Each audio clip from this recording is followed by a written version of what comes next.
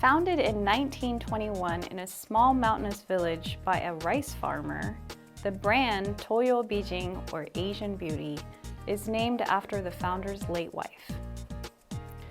The fourth generation president and brewmaster, Takafumi Sumikawa, brews sake with countless accolades using their soft water and rice from contract farmers.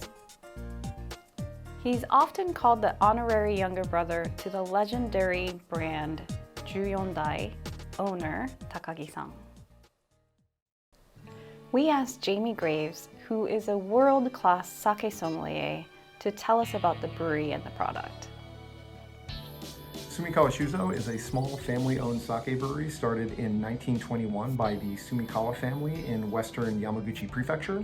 They're currently owned and run by the fourth generation of that family, Taka Sumikawa, who took over in 2004, at which point he made a big commitment to hands-on, handcrafted sake, an increase in quality, small production, and a very distinctive, clean, fruity, and often dry style. He has some really helpful tips for pairing, so let's hear it.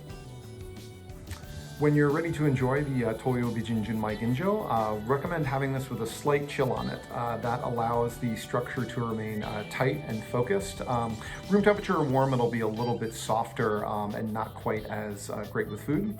Recommend it in terms of drinking. I mean, it's great. It'll soften it up out of a lacquerware.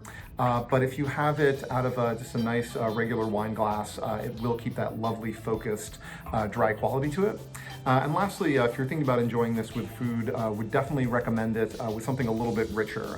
Things that I like are grilled tuna or a roast pork loin is particularly good with this. Anything that has a lot of fat on it that allows the really dry, spicy quality of the sake to come through. I'm gonna have this chilled in a wine glass because I don't have that cool lacquerware that Jamie had. This one's a cool combination because it's a ginjo, which is fruity and floral, but it has a really dry finish. We paired it with pork with apples because I thought it might be fun to hear what Jamie said about pairing with the pork and cutting through the fat, but also play with this like nutmeg and baking spice notes. This one is nice because it's a ginjo, which you expect to be delicate and you can't pair with really heavy dishes, but the dryness cuts through the heaviness of the dish to really balance it out. Makes it really food friendly.